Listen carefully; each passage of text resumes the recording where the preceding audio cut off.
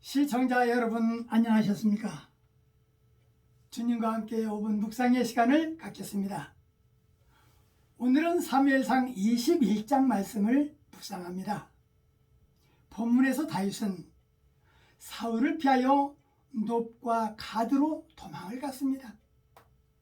놉은 예루살렘 북동쪽에 위치한 베냐민 지파에 속한 성읍이었고, 가드는 블레셋의 5대 성읍 중 하나였습니다. 다윗이 사울에게 쫓겨 놉에 있는 아히멜렉에게 가서 먹을 것을 줄 것과 창이나 칼이나 있으면 자신에게 줄 것을 호소하고 있습니다. 제사장이 다윗 내가 엘라 골짜기에서 죽인 블레셋 사람 골리앗의 칼이 보자기에 쌓여 있으니 그것을 가져가라고 합니다. 오늘 본문 말씀에서 다윗이 도망자 신분으로 제사장 아히멜렉을 속이면서 먹을 것을 구걸했다라는 사실을 주목해 보아야 됩니다. 아마도 그것은 아비멜렉을 그의 도피 사건에 연루시키지 않고 그를 보호하려는 의도에서 나온 것이라 할 수 있습니다. 다윗이 아히멜렉에게 이르되 왕이 내게 이를 명령하고 이르시기를 내가 너를 보내는 것과 내게 명령한 일 아무 사람에게 알리지 말라 하시기로 내가 나의 소년들을 이러이러한 곳으로 오라고 말했다고 그렇게 거짓말합니다. 다윗은 훗날이라도 아히멜렉이 다윗을 도와주었다라는 이야기가 사울이 알면 아히멜렉을 죽일 수도 있겠다라는 미래를 생각하는 그의 인격이 얼마나 아름다워 보입니까? 아히멜렉은 다윗이 먹을 것을 호소하자 매주 안식일마다 누룩을 넣지 않고 만든 진설병을 다윗에게 주었습니다. 진설병의 의미는 성소의 떡상에서 두 줄로 차려놓은 것이고, 긍휼의 법, 곧 생명을 보존하는 도덕적 의무가 의식법에 우선한다라는 의미가 있는 진설병을 다윗과 함께한 자들에게 내어주었던 것입니다. 다윗은 또한 사울을 피해서 블레셋 가드왕 아기스에게로 망명했는데, 그러나 그는 즉시 골리앗과 싸워 이긴 자로 밝혀져서 생명의 위협을 느끼게 되었습니다.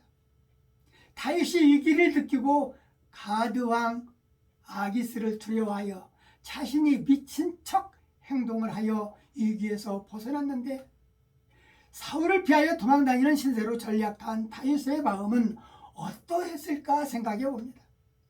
이때 그의 심정과 여호와의 보호와 구원의 은혜를 노래로 토로한 것이 시편이 된 것입니다.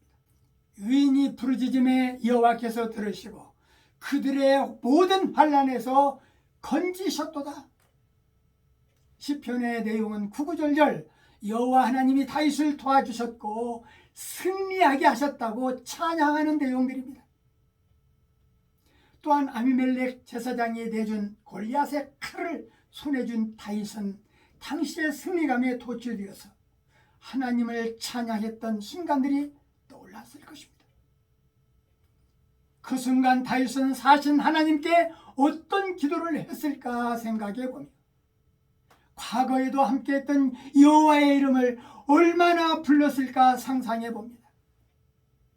골리앗 장군을 무르친 그 자신이 지금은 미친 사람처럼 행동함으로 인해 가까스로 죽음을 모면하면서 사는 초라한 다윗은 이때의 심정을 노래로 고백했던 것이 시편 34편, 52편, 56편 등입니다. 오늘 말씀을 묵상하면서 인생길에서 위기를 느껴본 적이 있는가 생각해 봅니다. 그 순간 저나 시청자 여러분들은 하나님께 구원을 요청하기보다는 우리 스스로 어떤 행동을 했는지 살펴봅니다. 위기를 느낄 때는 반드시 두려움이 찾아오는 것입니다. 용기가 사라지는 것입니다. 정신적 장애가 올 수 있습니다. 전쟁터를 다녀온 사람은 위기를 느껴보았을 것입니다. 삶의 애착이 더 일어나는 현상도 체험했을 것입니다. 두려움은 오직 하나님을 의지할 때 극복할 수 있는 것입니다. 위기를 극복하면 자신감이 생기는 것입니다.